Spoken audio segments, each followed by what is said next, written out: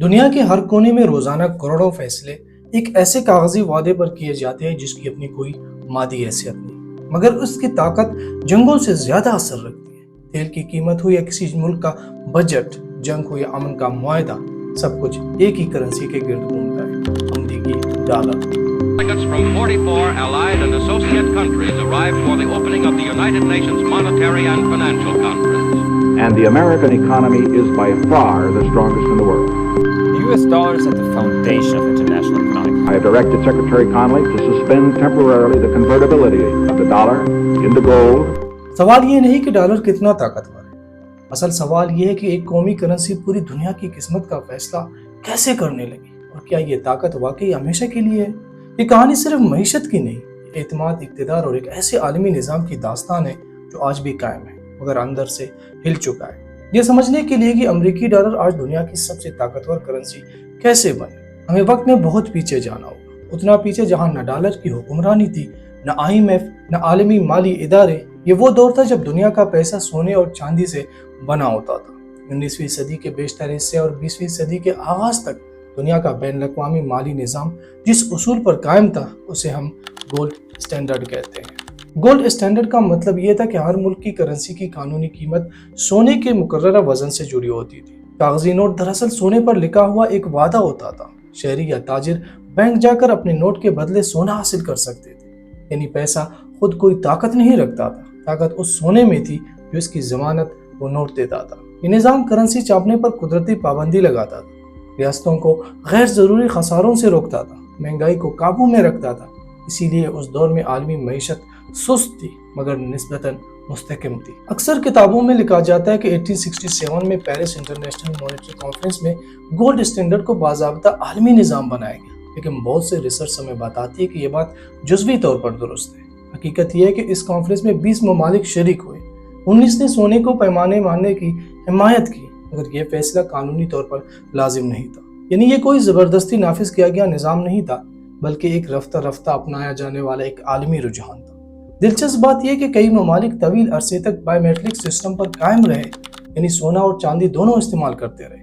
حتیٰ کہ امریکہ بھی کافی دیر تک سونے اور چاندی دونوں کا حامی رہا، لیکن بالآخر 1893 میں امریکہ نے چاندی خریدنا بند کر دی اور 1900 میں گولڈ اسٹینڈرڈ ایکٹ کے ذریعے باضابطہ طور پر سونے کو بنیاد بنا لیا۔ 1913 تک دنیا کے 35 ممالک کے مرکزی بینکوں اور خزانوں کے ذخائر میں 66% سونا، 16% چاندی اور 16% غیر ملکی کرنسیاں شامل تھیں، اور ان غیر ملکی کرنسیوں میں برطانوی پاؤنڈ، فرانسیسی فرانک، جرمن مارک شامل تھی، جو عالمی تجارت میں قابل اعتماد سمجھی جاتی تھی۔ یعنی ایک نہایت اہم نقطہ سامنے آتا ہے کہ برطانیہ اور امریکہ دونوں کے ذخائر میں اس وقت کوئی غیر ملکی کرنسی موجود نہیں تھی۔ یہ بات کا ثبوت ہے کہ بڑی طاقتیں دوسروں کی کرنسی پر انحصار نہیں کرتی تھی۔ یہ بات سن کر بہت سے لوگ حیران ہو جاتے ہیں کہ 20ویں صدی کے آغاز میں امریکہ عالمی مالی طاقت نہیں تھا، اگرچہ امریکہ ایک بڑی معیشت بن چکا تھا، صنعت تیزی سے بڑھ رہی تھی، مگر حقیقت یہ تھی امریکہ عالمی مقروض تھا۔ اس کے پاس 1913 تک مرکزی بینک ہی نہیں تھا۔ امریکی ڈالر عالمی ذخائر میں تقریباً نظر ہی نہیں آتا تھا۔ ڈالر صرف کینیڈا اور چند لاطینی امریکی ممالک میں محدود پیمانے پر رکھا جاتا تھا۔ یورپ کی نظر میں امریکہ ایک ابھرتی ہوئی مگر غیر پختہ طاقت تھا۔ لندن ہی عالمی مالیات کا مرکز تھا۔ یہی وجہ ہے کہ اس دور میں کوئی بھی یہ تصور نہیں کر سکتا تھا کہ ایک دن امریکی ڈالر پوری دنیا کی معیشت کو کنٹرول کرے گا۔ مرکزی بینک کے بغیر مالی پالیسی بکھری ہوئی تھی، بحرانوں سے نمٹنے کے لیے صلاحیت کم تھی، ڈالر عالمی اعتماد حاصل نہیں کر سکتا تھا۔ یہ خلا دسمبر 1913 میں فیڈرل ریزرو سسٹم کے قیام سے پر ہوا۔ لیکن یاد رکھیے، فیڈ کا قیام ڈالر کے عالمی سفر کے شرط اول تھا، مگر کافی نہیں تھا، اصل تبدیلی ابھی آنا باقی تھا۔ ڈالر ابتدا میں ایک معمولی علاقائی کرنسی تھا، عالمی مالی نظام سونے اور یورپی طاقتوں کے گرد گھومتا تھا۔ امریکہ کے پاس طاقت ضرور تھا مگر عالمی اعتماد نہیں، اور پھر دنیا ایک ایسی جنگ میں داخل ہوئی جس نے ہر اصول توڑ دیا اور توازن بگاڑ دیا اور ڈالر کے لیے دروازے کھول دیے۔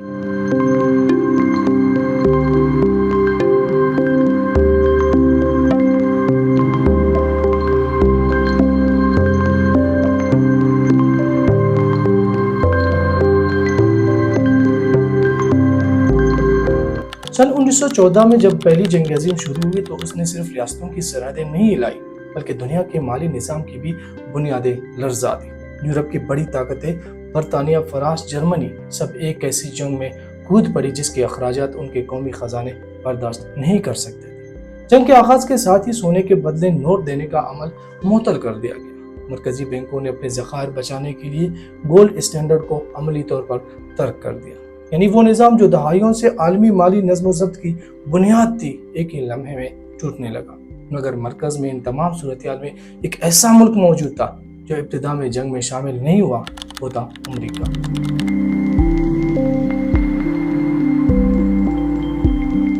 امریکہ جغرافیائی طور پر محفوظ تھا، اس کی صنعت جنگی تباہی سے بچی رہی، اس کی زرعی اور صنعتی پیداوار مسلسل جاری رہی۔ یورپ کو خوراک کی شدید قلت تھی، اس لیے اور مشنری کی ضرورت تھی، خام مال اور ایندھن درکار تھا، اور یہ سب کچھ امریکہ فراہم کر رہا تھا۔ یعنی ایک نہایت اہم نقطہ سامنے آتا ہے کہ امریکہ صرف سامان نہیں دے رہا تھا، وہ قرض نہیں فروخت کر رہا تھا، اور ادائیگی سونے میں۔ مختلف ریسرچ کے مطابق 1919 میں امریکی برآمدات کی سطح 1910 سے لے کر 1913 کے اوسط کے مقابلے میں 4.1 گنا زیادہ ہو چکی تھی۔ یورپی طاقتیں اپنی بقا کے لیے امریکی پیداوار پر انحصار کر رہی تھی۔ اس عمل کے نتیجے میں یورپ سے سونا امریکہ منتقل ہونے لگا۔ امریکہ سونے کے ذخائر میں غیر معمولی اضافہ ہوا۔ 1914 کے وسط تک امریکی خود عالمی سطح پر مقروض تھا۔ اس کا خالص بیرونی قرضہ تقریباً 2.2 ارب ڈالر تھا، لیکن جنگ کے اختتام تک یعنی 1919 میں امریکہ دنیا کا خالص قرض دہندہ بن چکا تھا۔ اس کے دعوے اس کی ذمہ داریوں سے 6.4 ارب ڈالر زیادہ ہو گئے تھے۔ یہ محض عادات نہیں تھے، یہ وہ لمحہ تھا جب مالی طاقت یورپ سے نکل کر امریکہ میں منتقل ہو رہی تھی۔ جنگ سے پہلے لندن عالمی مالیات کا مرکز تھا۔ عالمی قرضے، انشورنس، بینکنگ سب کچھ لندن سے کنٹرول ہوتا تھا، لیکن جنگ کے بعد یورپی بینک کمزور ہو چکے تھے، امریکی بینک مضبوط ہو رہے تھے۔ سونا، سرمایہ اور اعتماد نیو یارک کی طرف منتقل ہونے لگا۔ یہاں سے نیو یارک نے آہستہ آہستہ لندن کی جگہ لینا شروع کی۔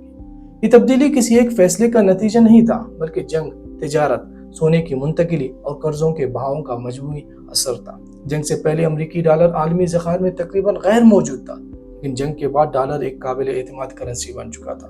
اسے مرکزی بینکوں کے ذخائر میں شامل کیا جانے لگا۔ یہاں یہ سمجھنا ضروری ہے کہ ڈالر ابھی عالمی بادشاہ نہیں بنا تھا، مگر وہ اب سنجیدہ امیدوار بن چکا تھا۔ جنگ کے بعد سونا اب سکوں کی صورت میں گردش میں نہیں رہا، بلکہ بلین یعنی سلاخوں کی صورت میں مرکزی بینکوں میں محفوظ ہونے لگا۔ اسی دوران کچھ مضبوط کرنسیاں سونے کے متبادل کے طور پر استعمال ہونے لگی۔ ان میں شامل تھی امریکی ڈالر، برطانوی پاؤنڈ، فرانسیسی فرانک۔ امریکہ نے جنگ میں دیر سے داخل ہو کر اپنی معیشت کو محفوظ رکھا اور دوسروں کی جنگ کو اپنی مالی طاقت میں بدل دی۔ یہی وہ موڑ تھا جہاں سے ڈالر کا عالمی سفر شروع ہوا، مگر اس کی مکمل بالادستی ابھی کئی مراحل دور تھی۔ پہلی جنگ نے گولڈ اسٹینڈرڈ کو توڑا، امریکہ کو عالمی مالی مرکز بننے کا موقع دیا، ڈالر کو پہلی بار عالمی اعتماد ملا، لیکن دنیا ابھی بھی عدم استحکام کرنسی مقابلے اور نئے بحرانوں سے دوچار تھی۔ یہی عدم استحکام اگلے مرحلے کی بنیاد بنی۔ پہلی جنگ عظیم کے بعد دنیا کو ایک نئی امید ضرور ملی، لیکن استحکام نہیں۔ یورپ معاشی طور پر کمزور تھا، صنعتی ڈھانچہ ٹوٹ چکا تھا، ریاستیں قرضوں کے بوجھ تلے دب چکی تھی۔ اسی لیے جنگ کے بعد جو عالمی مالی نظام ابھرا وہ عارضی اور ناپائیدار تھا۔ اس نظام کو ہم کہتے ہیں گولڈ ایکسچینج اسٹینڈرڈ۔ اس نظام میں سونا اب عام لوگوں کے ہاتھ میں نہیں تھا، بلکہ مرکزی بینکوں کے خزانے میں بند تھا۔ اہم تبدیلی یہ تھی کہ سونے کے ساتھ کچھ اور طاقتور کرنسیاں بھی ریزرو ایسٹس کے طور پر استعمال ہونے لگی۔ ان کرنسیوں میں نمایاں تھی برطانوی پاؤنڈ، امریکی ڈالر۔ کمزور ممالک اپنی کرنسیوں کو پاؤنڈ یا ڈالر سے جوڑتے اور پھر وہ پاؤنڈ یا ڈالر بالواسطہ طور پر سونے سے منسلک ہوتا۔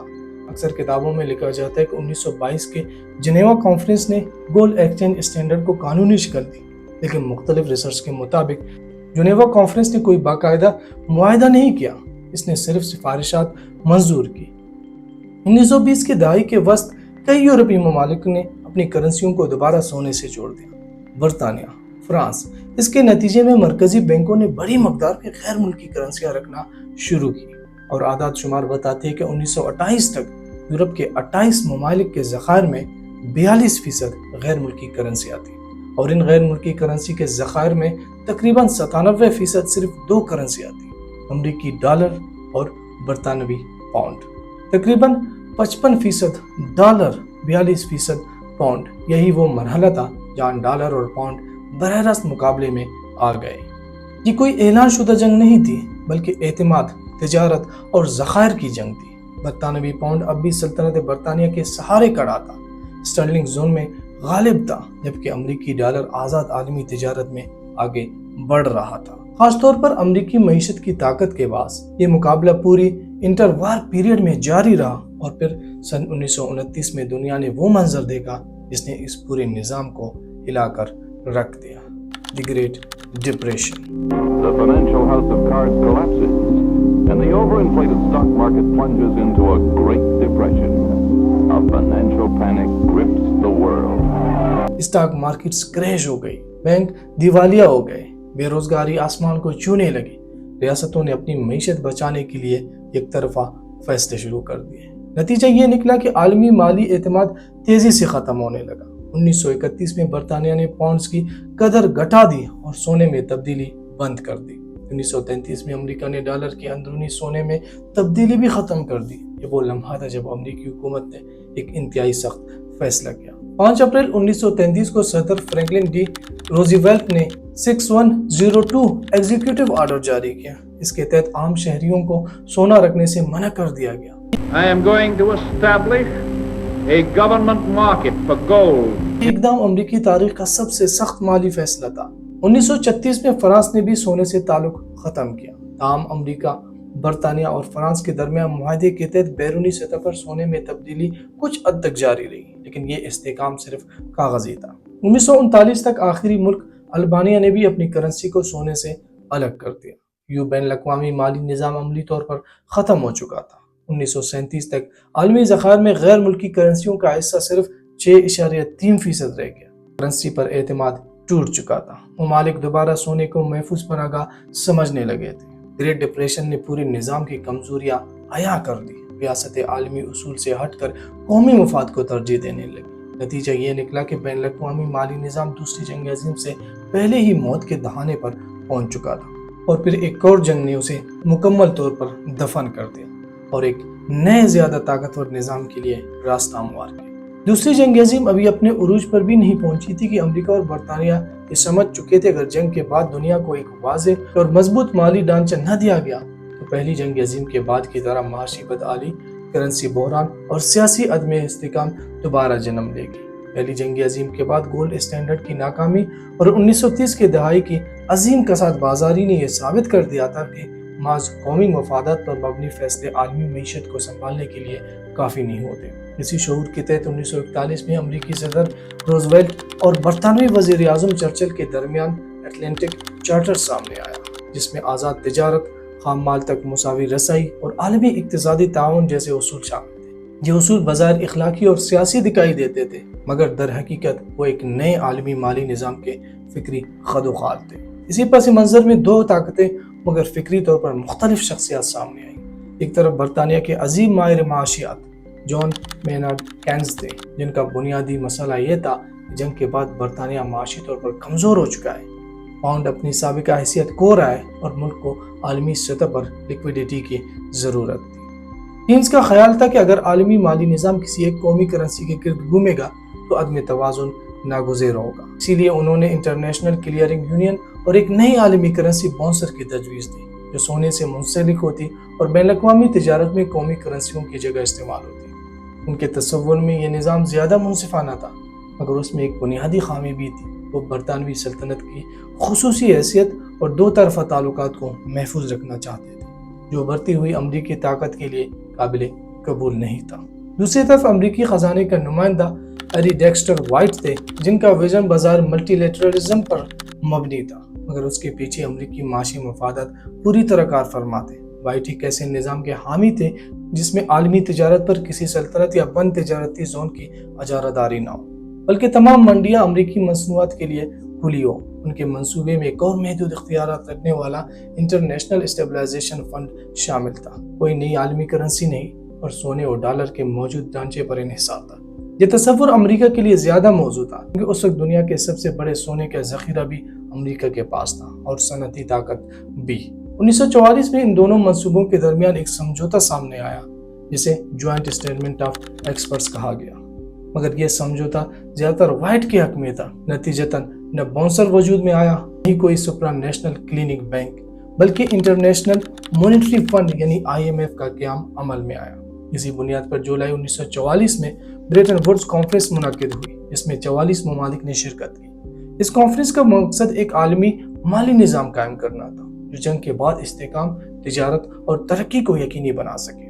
بریٹن ووڈز سسٹم کے تحت ہر ملک اپنی کرنسی کی قدر کو سونے یا امریکی ڈالر سے جوڑنے کا پابند ہوا۔ شرح مبادلہ میں صرف محدود اتار چڑھاؤ کی اجازت تھی اور عارضی مالی مشکلات کی صورت میں IMF ممالک کو قرض فراہم کرتا تھا۔ بظاہر اس نظام میں کسی کرنسی کی خصوصی حیثیت حاصل نہیں تھی، مگر عملی حقیقت بالکل مختلف تھی۔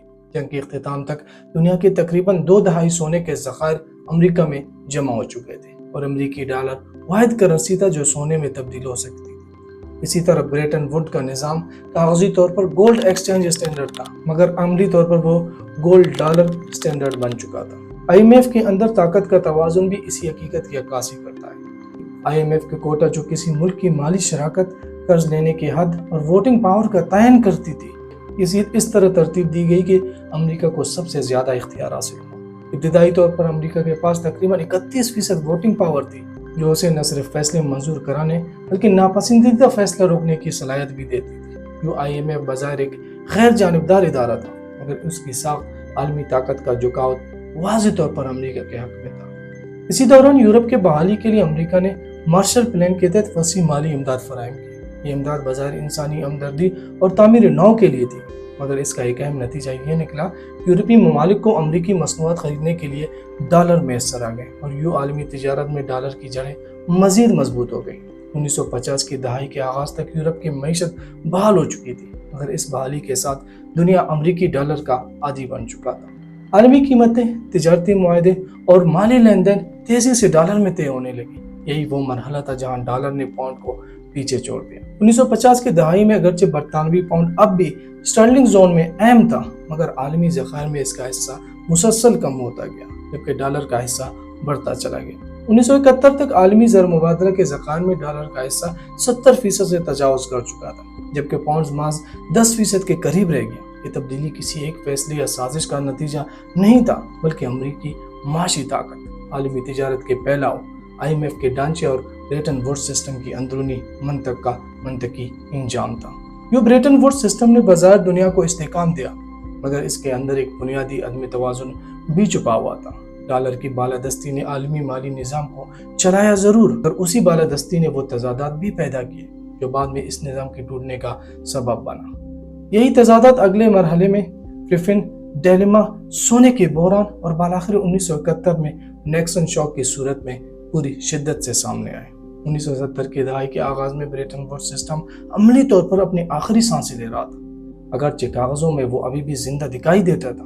اصل مسئلہ یہ تھا کہ امریکی ڈالر جو سونے سے منسلک ہونے کی وجہ سے عالمی نظام کا ستون بنا ہوا تھا، اب اس وعدے کو نبھانے کی پوزیشن میں نہیں رہا۔ دوسری جنگ عظیم کے فوراً بعد امریکہ کے پاس دنیا کا تقریباً 2 تہائی سونا موجود تھا، مگر 1950 اور 1960 کی دہائی میں مسلسل امریکی بیلنس آف پیمنٹ ڈیفیسٹ، بیرونی فوجی اخراجات، غیر ملکی امداد اور سرمایہ کاری کے نتیجے میں ڈالر بڑی مقدار میں دنیا بھر میں پھیل چکا تھا۔ اس کے برعکس امریکہ سونے کے ذخائر تیزی سے کم ہو رہے تھے۔ 1948 میں امریکہ کے سونے کے ذخائر تقریباً 24 ارب ڈالر کے برابر تھے، لیکن 1971 کے اوسط میں یہ کم ہو کر 10.5 ارب ڈالر سے بھی نیچے آ چکے تھے۔ اس دوران غیر ملکی مرکزی بینکوں کے پاس موجود ڈالر کی مقدار امریکی سونے کے ذخائر سے کہیں زیادہ ہو چکی تھی، جس کا مطلب یہ تھا اگر تمام ممالک بیک وقت ڈالر کو سونے میں تبدیل کرنے کا مطالبہ کر دیتے ہیں تو امریکہ اس وعدہ کو پورا کرنے کے قابل نہیں رہتا۔ اسی دوران یورپی ممالک کا اعتماد بھی متزلزل ہونے لگا۔ بیلجیم اور نیدرلینڈ جیسے ممالک نے اپنے ڈالر سونے میں تبدیل کروانے شروع کر دیے، جبکہ جرمنی اور فرانس بھی اسی سمت بڑھ رہے تھے۔ آخری اور فیصلہ کن دھچکا اس وقت لگا جب برطانیہ نے اشارہ دیا کہ وہ بھی ایک بڑی رقم ڈالر کے بدلے سونے میں تبدیل کرنا چاہتا ہے۔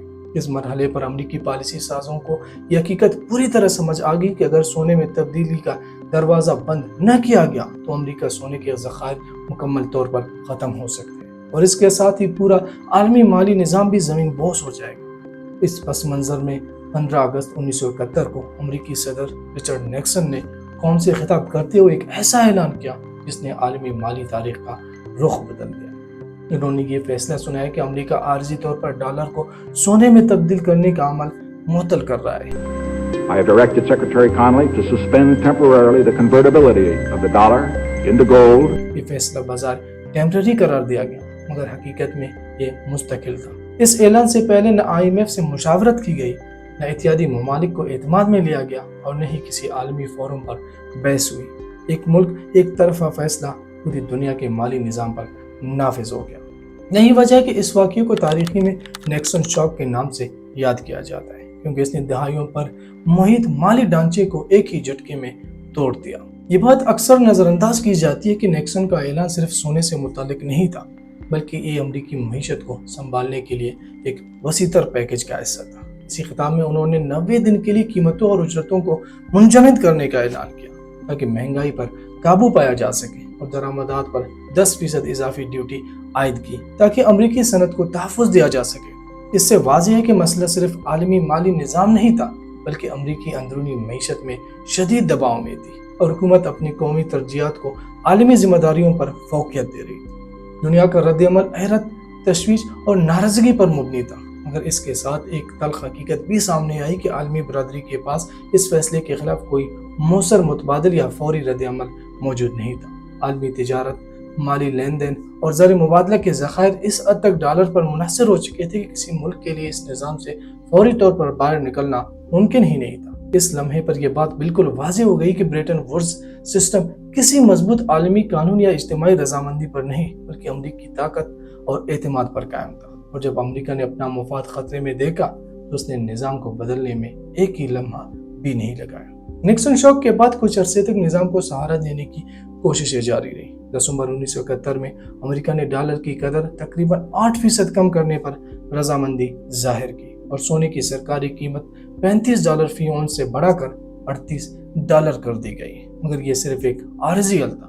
فروری 1973 میں ڈالر کو ایک بار پھر ڈی ویلیو کیا گیا اور سونے کی سرکاری قیمت $42 فی اونس مقرر کی گئی، لیکن اب یہ قیمت محض علامتی رہ گئی تھی، کیونکہ سونے میں تبدیلی کا نظام پہلے ہی ختم ہو چکا تھا۔ اسی دوران کئی ممالک نے مقررہ شرح مبادلہ کو ترک کر کے اپنی کرنسیوں کو فلوٹنگ ایکسچینج ریٹس پر چھوڑ دیا، اور مارچ 1973 تک بریٹن ووڈز سسٹم کا دوسرا بنیادی ستون بھی زمین بوس ہو گیا۔ اکثر یہ کہا جاتا ہے کہ بریٹن ووڈز کے خاتمے کا اصل ذمہ دار فرانس تھا، جس نے ڈالر کو سونے میں تبدیل کر کے امریکی ذخائر پر دباؤ ڈالا، مگر حقیقت یہ ہے کہ فرانس نہ سب سے بڑا تبادلہ کرنے والا ملک تھا اور نہ ہی مسئلے کی جڑ۔ اصل وجہ امریکی مہنگائی، مسلسل خسارہ اور وہ مالی عسکری پالیسیاں تھی جو صرف قومی مفادات کے تحت اپنائی گئی۔ فرانس اور دیگر ممالک کی جانب سے ڈالر کو سونے میں بدلوانا دراصل اعتماد کے زوال کی علامت تھی، وجہ نہیں۔ اس طرح 1971 کا نیکسن شاک کوئی اچانک حادثہ نہیں تھا، بلکہ ایک ناگزیر انجام تھا جو ٹریفن ڈیلیما اور بریٹن ووڈز سسٹم کی اندرونی کمزوریوں کا منطقی نتیجہ ثابت ہوا۔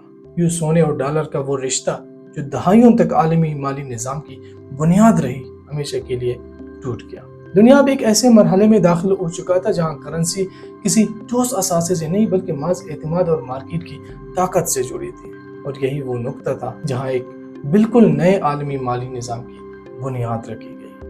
1971 میں ڈالر اور سونے کے رشتے کے ٹوٹنے کے بعد دنیا ایک ایسی مالی حقیقت سے دوچار ہو گئی جس کا کوئی واضح قانونی فریم ورک موجود نہیں تھا۔ بریٹن ووڈز سسٹم عملی طور پر ختم ہو چکا تھا، مگر اس کی جگہ لینے والا نیا نظام ابھی واضح نہیں تھا۔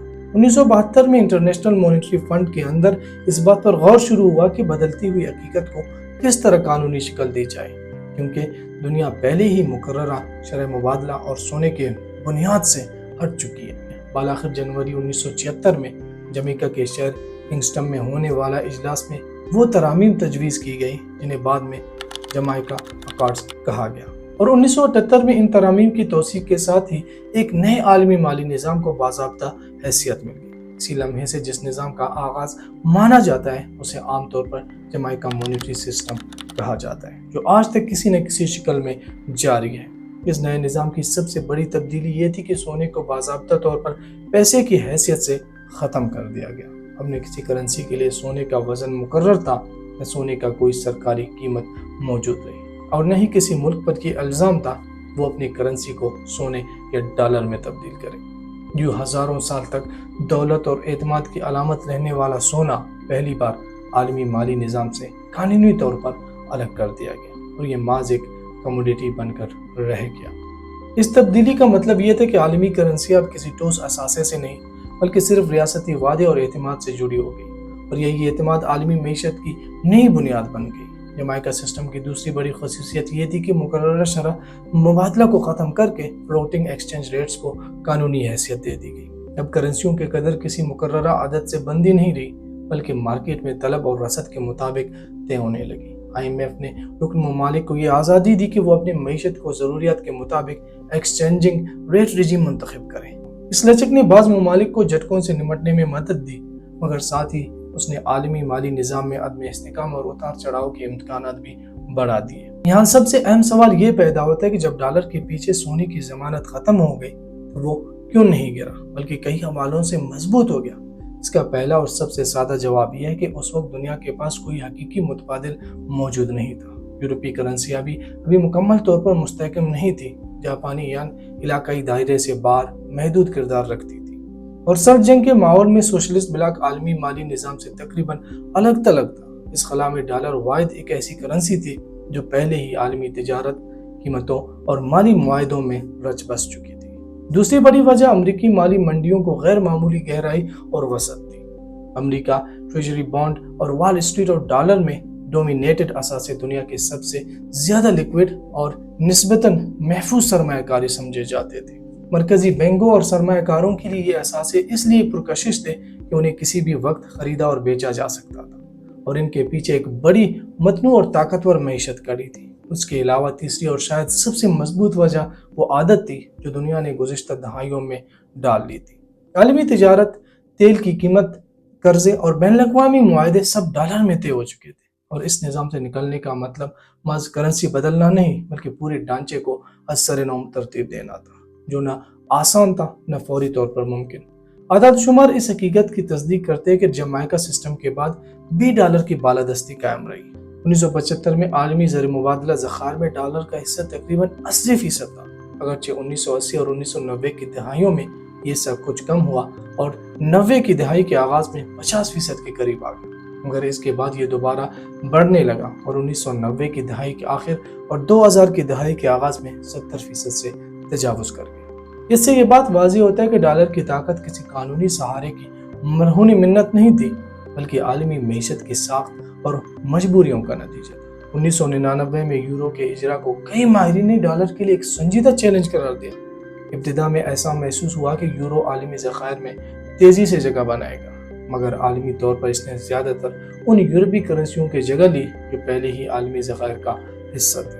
یورپی یونین کی سیاسی اور مالیاتی عدم یکسانیت اور 2008 کے عالمی مالی بحران کے بعد یورو زون میں پیدا ہونے والے مسائل نے اس اعتماد کو مزید کمزور کر دیا۔ نتیجہ یورو کا حصہ عالمی ذخائر میں تقریباً 20% کے آس پاس آ کر رک گیا اور وہ ڈالر کے لیے مکمل متبادل ثابت نہ ہو سکا۔